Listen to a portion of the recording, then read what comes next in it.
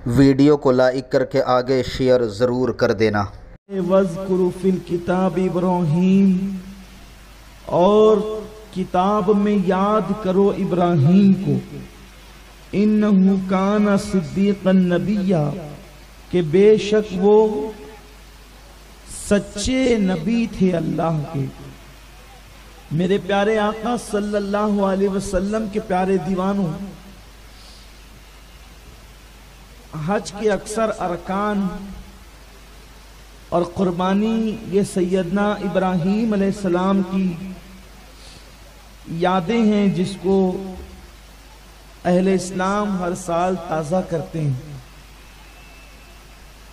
और कुर्बानी हमें बता रही है, हज के अरकान हमें बता रहे हैं कि अल्लाह के मकबूल और महबूब बंदे जिस काम को जिस अंदाज से अंजाम दे, तो अल्लाह वालों की यादों को मिटाया नहीं जाता, बल्कि अल्लाह वालों की यादों को ताज़ा किया जाता है। और अल्लाह वालों की यादों को ताज़ा करना ये इस्लाम का तरीका है, और अल्लाह वालों की यादों को मिटाना ये मुशरिकीन और मुनाफिकीन का तरीका है। मेरे प्यारे आका सल्लल्लाहु अलैहि वसल्लम के प्यारे दीवानों, अल्लाह पाक को ये कहना चाहिए था कि और जिक्र करो अल्लाह का। कुरान में कहा भी है कि अल्लाह का जिक्र करो, वज़्कुरुल्लाह ज़िक्रन कसीरा, और अल्लाह का जिक्र कसरत के साथ करो। तो जब 24 घंटे अल्लाह ही अल्लाह करेंगे, तब जिक्र इब्राहीम की फुर्सत कहाँ है? जब अल्लाह ही अल्लाह करेंगे तो जिक्र मूसा की फुर्सत कहाँ है? फिर एक मुकाम पे फरमाया वज़्कुरु फिल किताब मरियम, मरियम का जिक्र करो। फिर एक मुकाम पे फरमाया मूसा का जिक्र करो। एक मुकाम पे फरमाया इस्माइल का जिक्र करो। एक मुकाम पे फरमाया दाऊद का जिक्र करो। हैरत है, जब अल्लाह तेरा जिक्र ही कसरत से करेंगे, तो जिक्र इब्राहीम कब करेंगे? जिक्र मूसा कब करेंगे? जिक्र दाऊद कब करेंगे? जिक्र अय्यूब कब करेंगे? तो अल्लाह की रहमत जवाब देगी, नादान, तूने मुझे और मेरे नबियों को अलग समझ रखा है। मेरा जिक्र भी मेरा जिक्र है, और मेरे नबियों का जिक्र भी मेरा जिक्र है। नबियों को खुदा से जुदा करना ये मुनाफिकीन की सिफत है, और नबी खुदा नहीं है, लेकिन नबी खुदा से जुदा भी नहीं है। इसलिए जब आप नबियों का जिक्र करते हैं, तो वो अल्लाह ही का जिक्र करने का सवाब आपको मिलता है। अब आप देखें, इन अंबियाए किराम के जिक्र से हमें किस कदर जिंदगी गुजारने के पैमाने मिलते हैं, जिंदगी गुजारने के खुतूत मिलते हैं। मिशाले राह है अंबियाए किराम की जिंदगी। आजकल लोग थोड़ी थोड़ी मुसीबत में, थोड़ी थोड़ी मुश्किल में, थोड़ी थोड़ी परेशानियों में इस कदर मिसमाइंड हो जाते हैं कि कोई कहता है इतना मुसीबत आ गई, इतनी मुसीबत आ गई, अब मौत क्यों नहीं आती, मैं मर क्यों नहीं जाता। अल्लाहु अकबर। मेरे आका सल्लल्लाहु अलैहि वसल्लम ने फरमाया, मुसीबतों से थक हार कर मौत की दुआ करना इस्लाम इसकी भी इजाजत नहीं देता। मेरे आका सल्लल्लाहु अलैहि वसल्लम के दीवानों, कुरान मुकद्दस में अल्लाह ने अपने नबियों का जिक्र किया कि तुम्हारी मुसीबतें उन नबियों की मुसीबतों के सामने कोई हैसियत नहीं रखती, इसलिए कि जो अल्लाह का जितना मुकर्रब होता है, जो अल्लाह का जितना करीबी होता है, अल्लाह उसको उतना ज्यादा आजमाइश में मुब्तला फरमाता है। अरे तुम्हारी मुसीबतें क्या, कारोबार की मंदी ये कोई मुसीबत है? नहीं। बाल बच्चों की तकलीफ ये कोई मुसीबत है? नहीं। अल्लाह अकबर। हम तो दुनिया में आने के बाद, दुनिया में कदम रखने के बाद कभी कभी मुसीबतों में मुब्तला होते हैं, फिर खुशियां भी मिल जाती है, फिर राहतें भी मिल जाती है। लेकिन देखो, अल्लाह का वो पैगंबर, अल्लाह का वो नबी जिसको अल्लाह ने अपना खलील बनाया, खलील मतलब गहरा दोस्त, और अल्लाह जिसे गहरा दोस्त बनाता है, जिसे अल्लाह खलील बनाता है, खलील का मतलब ये होता है कि जो अपनी मर्जी ही न चलाए, अल्लाह की रजा में राजी रहे, अल्लाह की रजा में खुश रहे। आप देखें हजरत इब्राहीम अलैहिस्सलाम की पैदाइश से पहले ऐसे हालात बन गए, ऐसे मामलात बन गए, ऐसा माहौल बन गया कि नमरूद ने अपने दहशतगर्द कारिंदों के जरिए से ये ऐलान करवा दिया कि मेरा ख्वाब और ख्वाब की ताबीर ये है कि एक बंदा पैदा होगा जो मेरी सल्तनत के टुकड़े टुकड़े कर देगा, जो मेरी सल्तनत का खात्मा कर देगा। उसने अपने ख्वाब की ताबीर अपने नजूमियों से पूछी। हैरत की बात यह है, खुद को खुदा कहने वाला इतना भी इल्म नहीं रखता था कि उसे अपने खुद के ख्वाब की ताबीर मालूम हो। उसने ख्वाब देखा नमरूद ने और ताबीर पूछने के लिए नजूमियों को बुलाया, तो वो अल्लाह ने उसको भी बयान किया कि क्या वो भी खुदा हो सकता है जिसे खुद अपने ख्वाब की ताबीर ही ना मालूम हो। अरे खुदा तो वो होता है जो ख्वाब दिखाता भी है, उसकी ताबीर भी जाहिर फरमाता है, उसके इल्म भी बंदों को अता करता है। लेकिन वो नमरूद अपने आप को खुदा कहता था और खुदा कहलवाता था। बेचारे लोग उसके हाथों मजबूर होकर, जिन्हें कोई चारा ही कार न था, वो लोग चाह कर भी न चाह कर भी उसको सजदे करते थे। और वो था इंसान, अल्लाह अकबर। लेकिन उसके ख्वाब की ताबीर ने उसे बेचैन किया कि अल्लाह का एक पैगंबर पैदा होने वाला है और अल्लाह का नबी पैदा होकर मेरी सल्तनत के टुकड़े कर देगा, खात्मा कर देगा, मेरी खुदाई के टुकड़े कर देगा। इससे पता चला कि नबी की पैदाइश ऐसे रवा रमी में नहीं हो जाती, नबी की पैदाइश ऐसे चलते फिरते नहीं हो जाती, बल्कि नबी वो होता है कि जब वो पैदा भी नहीं होता तो अल्लाह दुश्मनों के जरिए भी डंके बजवाता है और दोस्तों के जरिए भी डंके बजवाता है। अच्छा, जब नबी पैदा नहीं होता तो नबी की पैदाइश से पहले, नबी की पैदाइश से पहले दुश्मन भी डंके पीटते हैं, लेकिन पैदाइश के बाद दुश्मन डंके नहीं पीटते। पैदाइश के बाद तो जश्न दोस्तों ही मनाया करते हैं, इसलिए कि पैदाइश से पहले ख्वाब दिखा करके उनको ख्वाब से बेदार किया जाता है। तो जाहिर सी बात है वो परेशान होते हैं, तो वो कहते हैं हम नबी को पैदा होने नहीं देंगे। गोया के हर दुश्मने नबी को खतरा है कि नबी की विलादत ना होने पाए। तो जब पैदा नहीं हुए थे तो दुश्मनों का प्लान था नबी को पैदा होने नहीं देंगे, और जब नबी पैदा हो गए तो अब दुश्मनों को खतरा यह है कि विलादत मनाने नहीं देंगे। ये सबसे बड़ा मसला है। लेकिन अल्लाह को पैदा करना मकसूद, उसने पैदा किया और उसको जश्न मनाना मकसूद। तो ऐसे बंदे भी पैदा कर दिए कि जो अपना माल मनाल सब खर्च करते हैं नबी की मिलाद पर और नबी की आमद के जश्न भी मनाते हैं। तो जनाब खलीलुल्लाह अलैहिस्सलाम की विलादत से पहले हालात ऐसे पैदा हुए।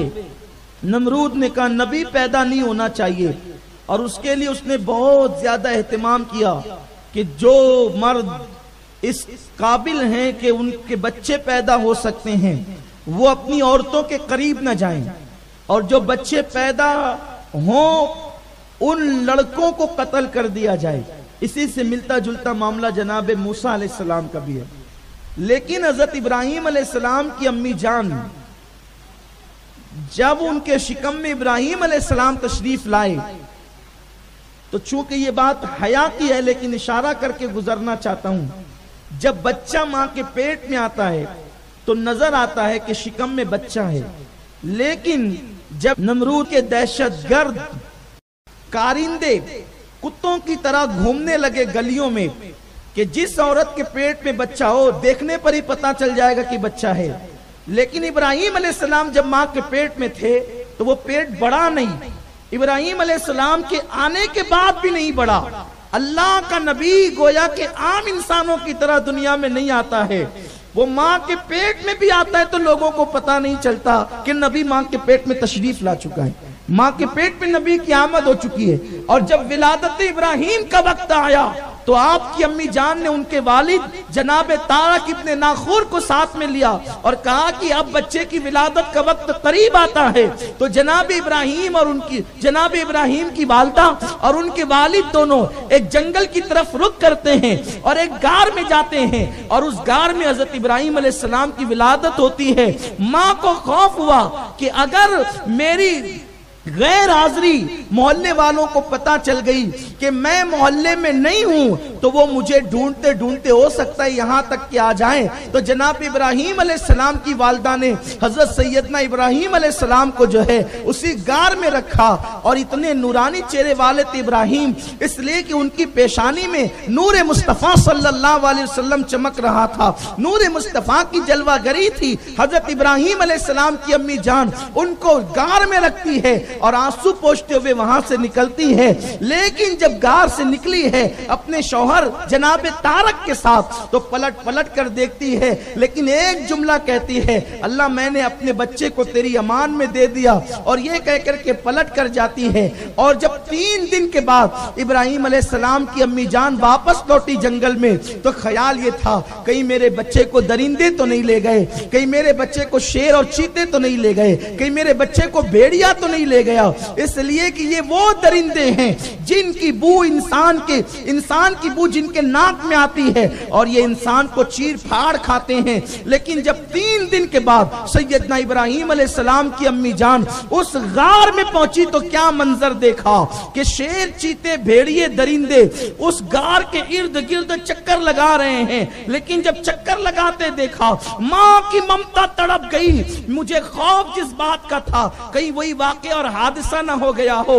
मैंने पहले ही सोचा था कि दरिंदों को बू आती है इंसान की, वो मेरे बच्चे को खा ना जाए। लेकिन जैसे ही वो इर्द गिर्द चक्कर लगा रहे थे, हजरत इब्राहीम अलैहिस्सलाम की वालिदा से अल्लाह ने खौफ उठा लिया। और जब आप गार में गई तो क्या देखा कि वो इब्राहीम का को खाने के लिए नहीं, बल्कि वो इब्राहीम अलैहिस्सलाम का पहरा देने के लिए आए हैं। और अल्लाह का नन्हा सा पैगंबर जो 3 दिन का है, वो अपने अंगूठे को मुंह में डाल करके चूस रहा है, और हजरत इब्राहीम अलैहिस्सलाम के अंगूठे से दूध जारी है। ये अल्लाह के नबी की शान है। आपने मां का दूध नहीं मिल सका तो अपना अंगूठा चूसा, और अल्लाह ने अल्लाह के नबी को अंगूठे से दूध पिलाया, उनके अंगूठे से दूध जारी हुआ। ये हजरत इब्राहीम अलैहिस्सलाम मां ने छुपा छुपा करके 11 या 13 साल तक उसी गार में रखा इब्राहीम अलैहिस्सलाम को।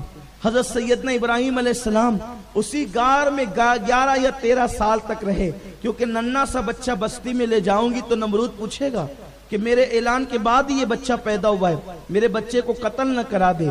तो 11 या 13 साल की उम्र आपकी गार में हुई। सोचो अल्लाह के नबी ने कैसे इम्तिहान के साथ जिंदगी गुजारी।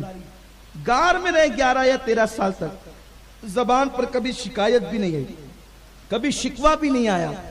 हजरत इब्राहीम अलैहिस्सलाम ने 11 या 13 साल की उम्र में कहा, अम्मी मुझे शहर में तो लेकर के चलो, मुझे बस्ती में तो लेकर के चलो।